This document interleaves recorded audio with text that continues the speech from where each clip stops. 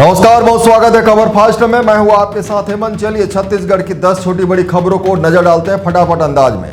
सारंगढ़ बिलायगढ़ जिले के सरसीवा से लगे उड़काकन महानदी घाट में अवैध रेत उत्खनन का खेल लगातार जारी है। नदी में पानी होने के बावजूद ट्रैक्टर बेखौफ उतरकर बड़ी मात्रा में रेत निकाल रहे हैं। रायगढ़ जिले में फर्जी 10वीं की अंकसूची से पोस्ट मास्टर की नौकरी दिलाने के नाम पर ठगी करने वाला मास्टरमाइंड विनोद कुमार राठौर गिरफ्तार।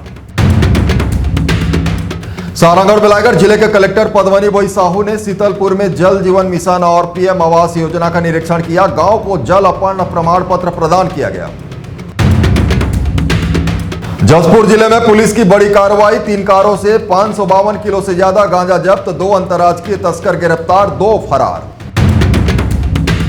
सारंगढ़ बिलायगढ़ जिले के सलिया वन परिक्षेत्र के मुनी चुवा में जंगल की जमीन पर अवैध कब्जा और पेड़ों की कटाई का मामला सामने आया। ग्रामीणों ने वन विभाग पर लापरवाही का आरोप लगाया।